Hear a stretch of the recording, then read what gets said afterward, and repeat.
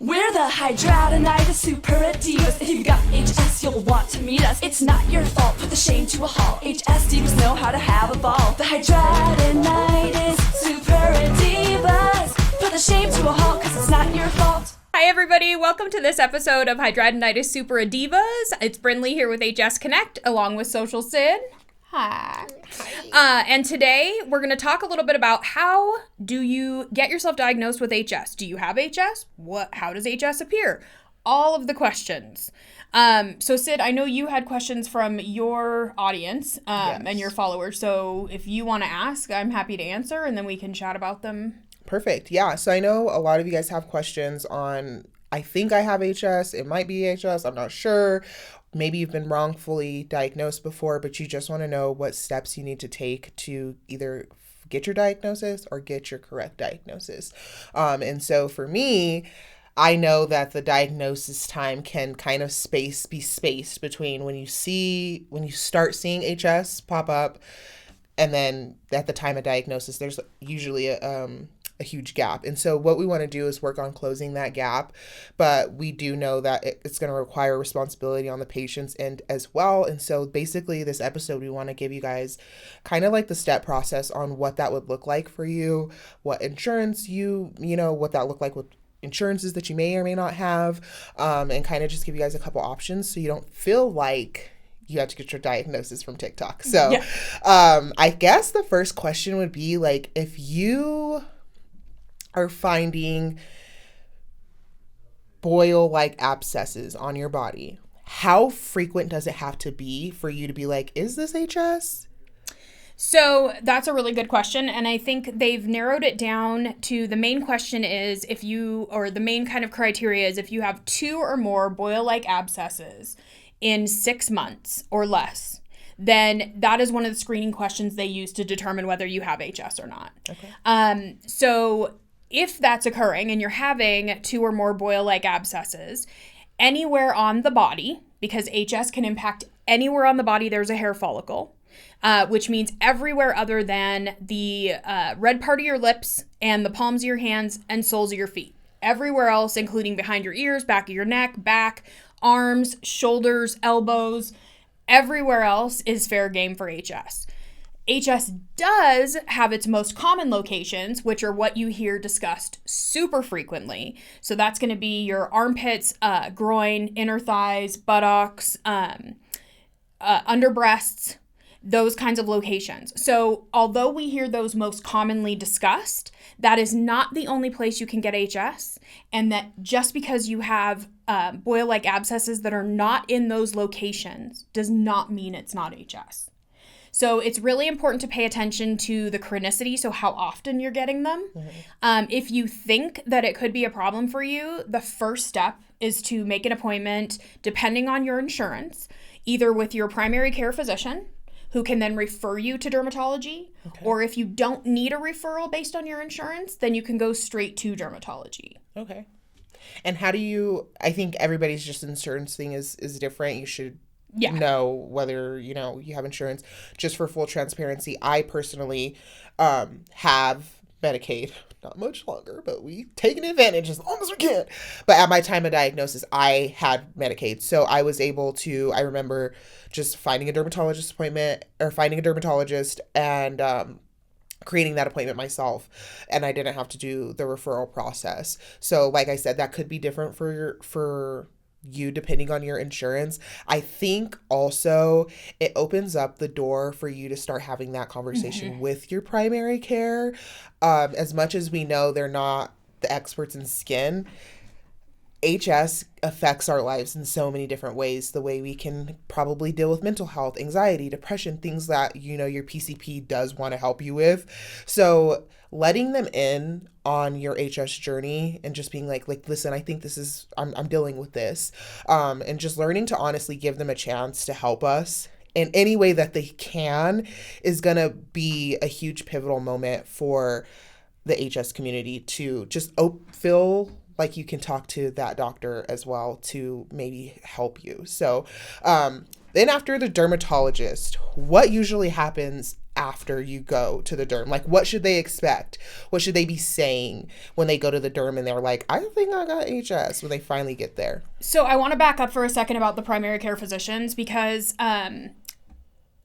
first of all, not all doctors are created equal.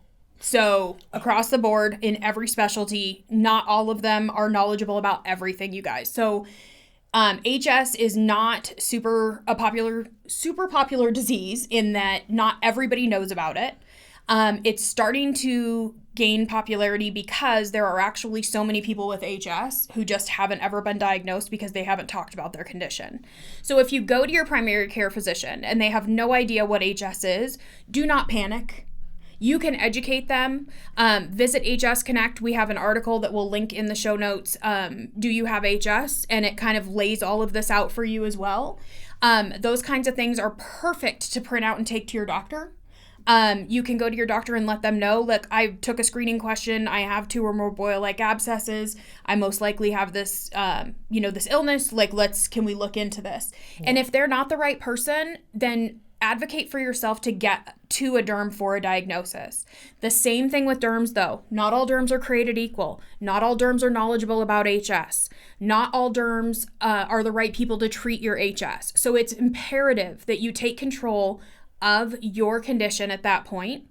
HS Connect has a list of dermatologists on it by state, and some outside of the US as well that we're going to work on bulking up. But these are recommendations from other patients who had great experiences with these derms, as well as dermatologists off of the HS Foundation's list as well. So these are the people that you want to try to make an appointment with. The other option for appointments is Tono Health.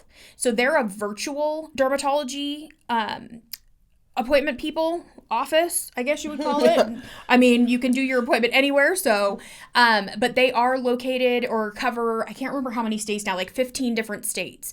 And so they are amazing. They have a lot of HS specialists that work with them. Their goal is to get you seen within 3 days. They are covered by a lot of insurance. So if you're somebody who lives in a rural area and it's difficult for you to get to a dermatologist, this might be a great option for you. It's Tono Health, Tono Health.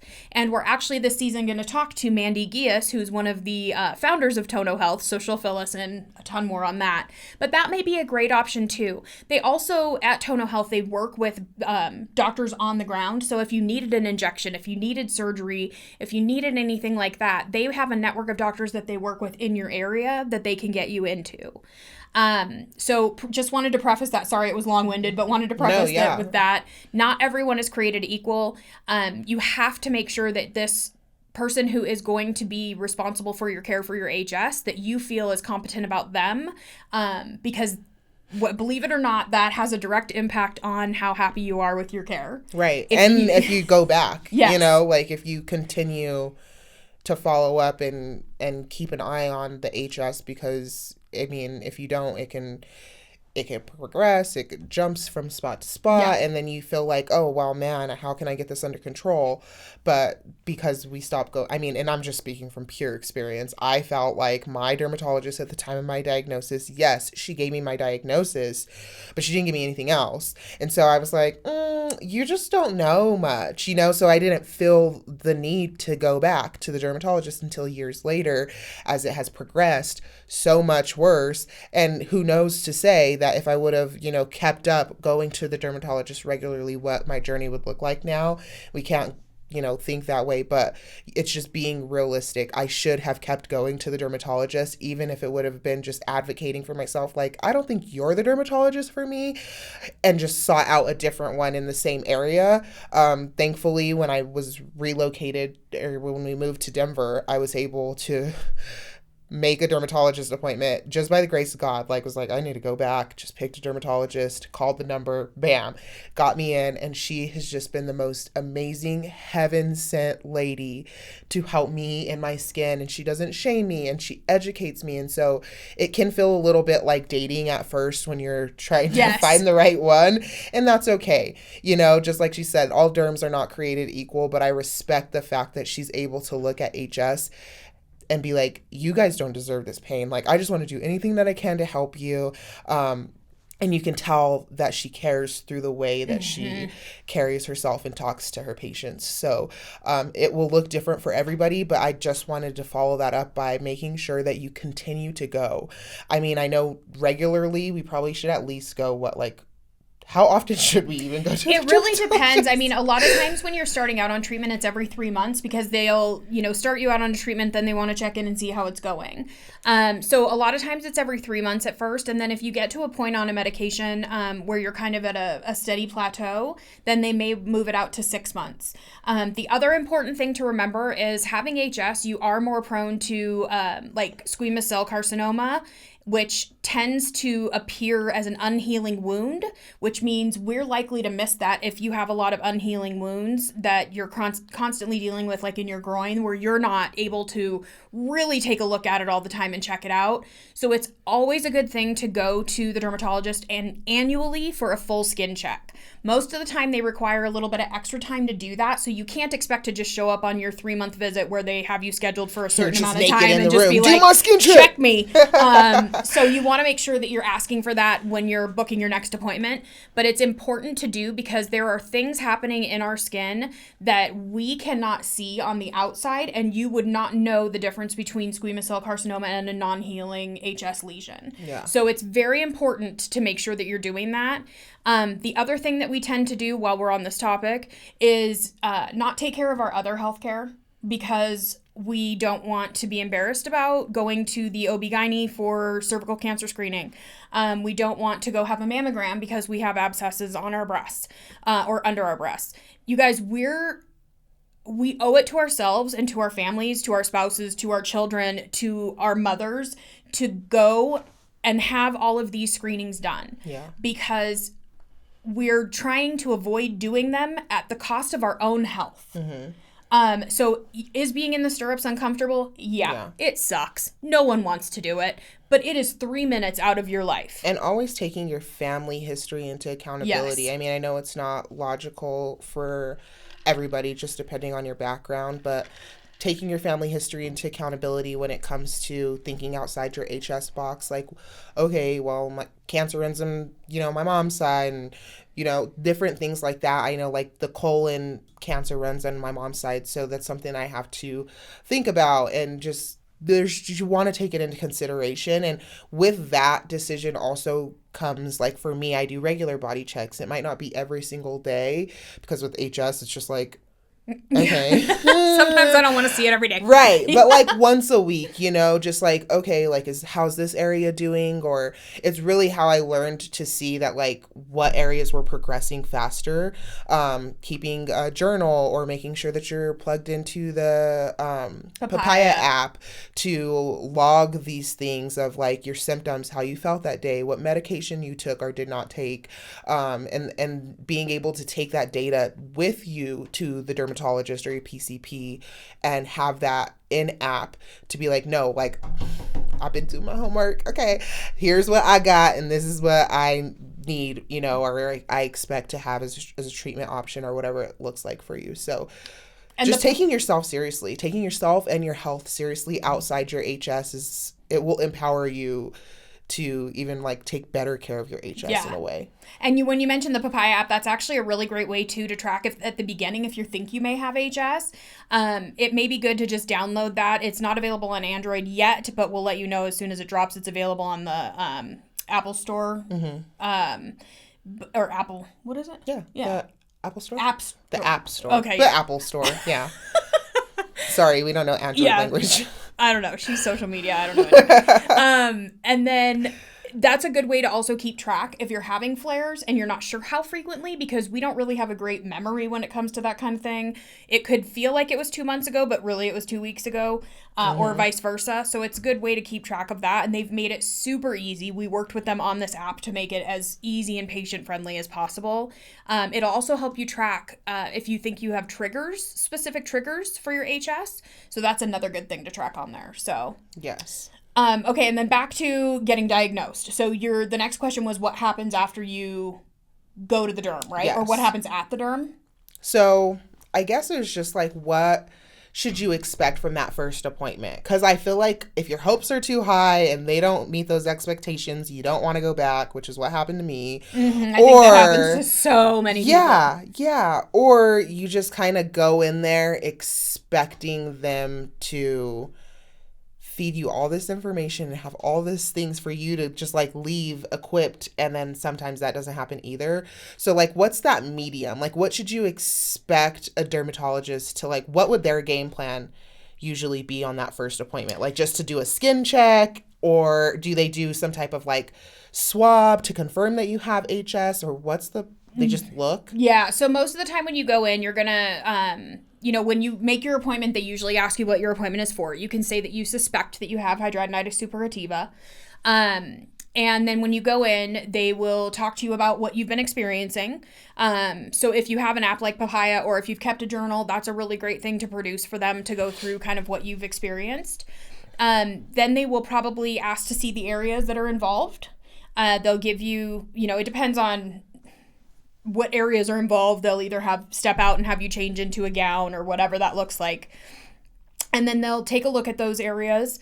And then most of the time they will give you a diagnosis. They can tell usually, and they will usually let you know what Hurley stage you are if you do have HS. Sometimes HS can appear as a different dermatologic condition called folliculitis. Either way, you're in the right spot. Okay, so even if you thought you had HS, but it turns out to be folliculitis, you needed to see that derm anyway. Yeah. So you're in the right spot for that. So, and good on you for keeping track of things that are going on with your body. So at that point, they will usually let you know what Hurley stage you are, which Hurley staging is something we use in the US. There are 3 Hurley stages, not 4, not 5. Not 2. 3. 3, Trace. 3 Hurley stages. Stage 1, 2, and 3. And basically what that means is it's the difference in the amount of affected skin between the abscesses in a specific anatomical area. So you can be in different Hurley stages in different areas of your body. You could be at a Hurley stage 3 in your armpit and a 2 in your groin. You could be, a 1 on your butt. It can vary. Just because you're at a specific Hurley stage does not mean you're necessarily going to progress. Some people never progress through the Hurley stages. They always stay at stage 1. Other people do progress through the Hurley stages to 2 and 3. Some people, their HS stays in their one anatomical body part, like in the armpit or the axilla, their entire life, and never ends up lucky ones. never ends up affecting them anywhere else. For other people, it spreads.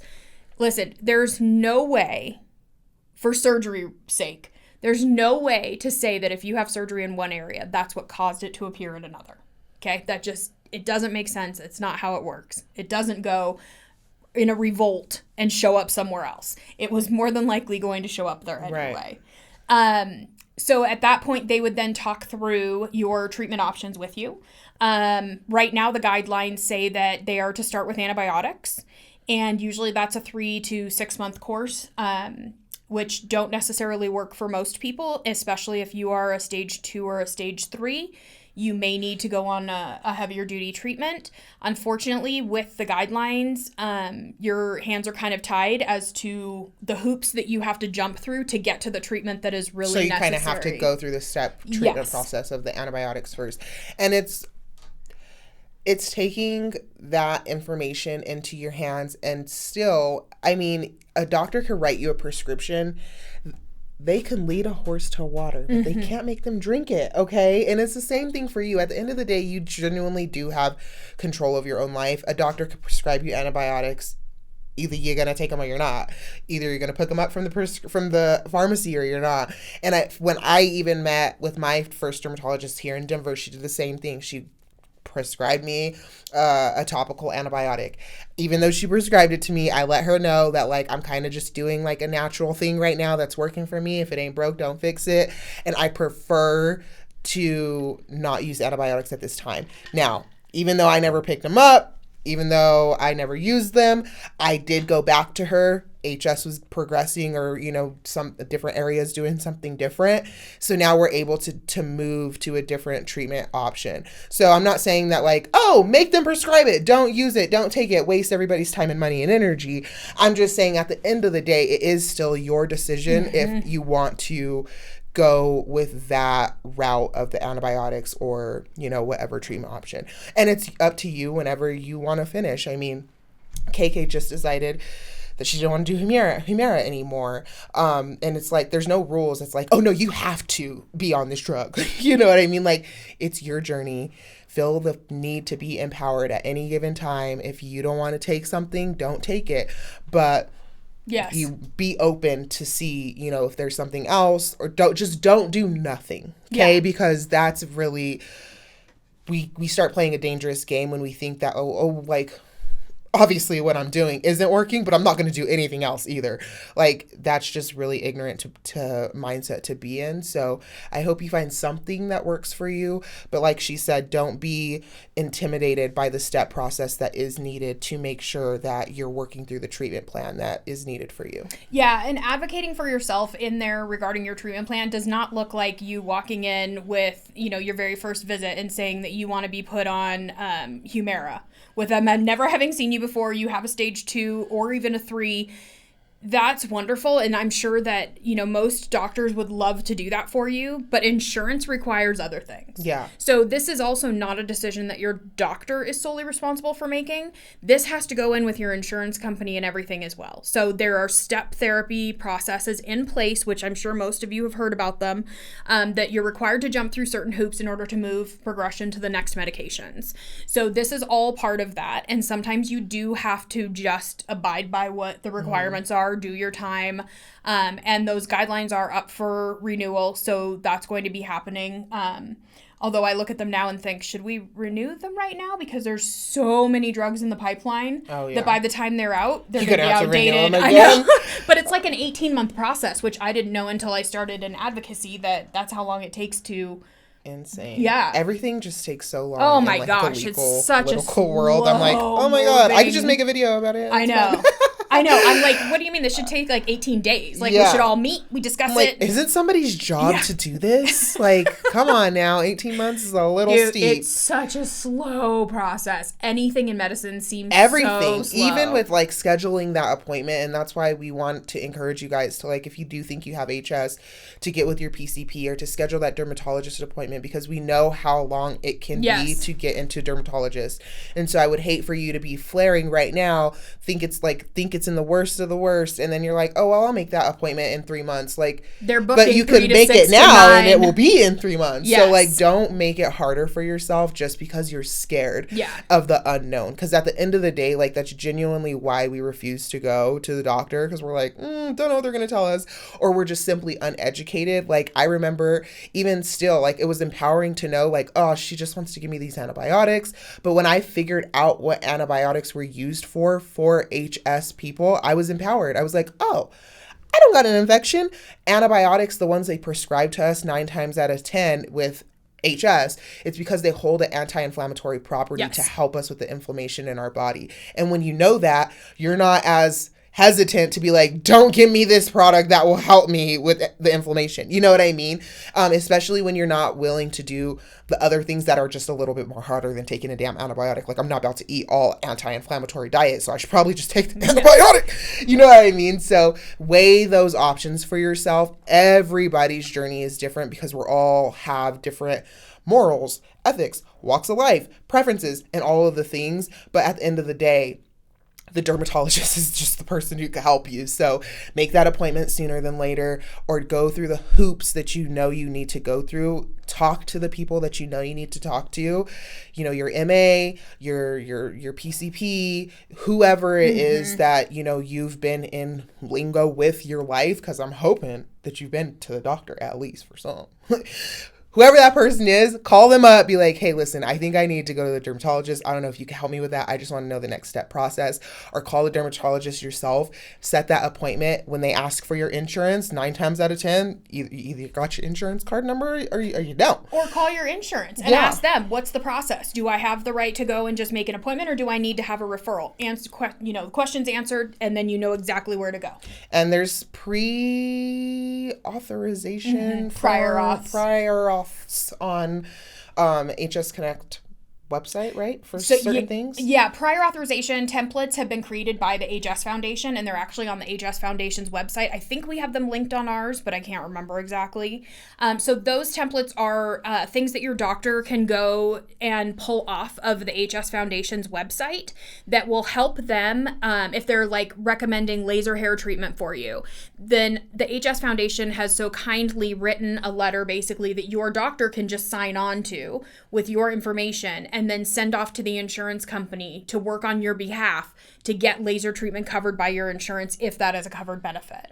So there are a bunch of different templates on there that if your physician is recommending any of those things, you can absolutely let them know about those templates, or you can go and print them off and take them in yourself. Right. And advocate for yourself that way. So they kind of have the language down pat as far as how to work on getting it through. That is not a guarantee that it's going to get through. Right. It depends on your insurance. But it's just a resource. Yes. Insurance, guys, American insurance is just a hell of a drug. Yeah. So there's so many hoops, but it's a HS circus, baby. Keep working your way through. And another thing that I know would be so helpful upon getting the correct diagnosis for our teens and our pubescent group would be, I could not imagine, because back then I just can't even think back that far, but having HS flare and then like having to go to gym class. And then that like everybody had that one gym teacher who knew you weren't participating and then like tried to fail you, and like, bro, how am I failing gym? Like, make it make sense. And so I know that there's a form that you can print off to give to your child's school to help them lessen that physical activity if their HS is impacting them in that way, right? Yeah, so we have a school letter that explains kind of what HS is to your child's school.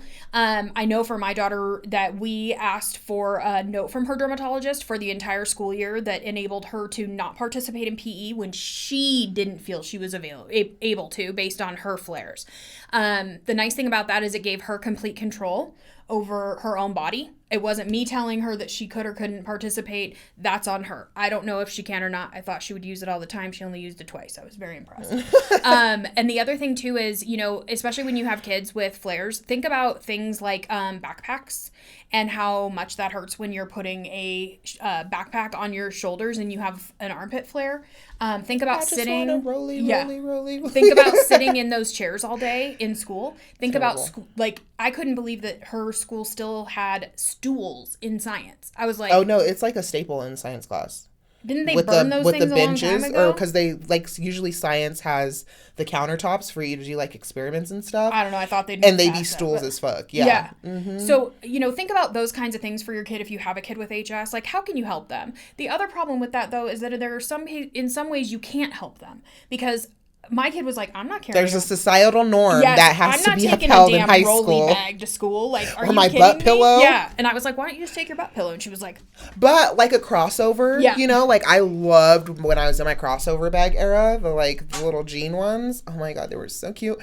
And that's like a way, you know what I mean? Or there's even the crossover backpacks that they make. They were so cool. The men they was getting it.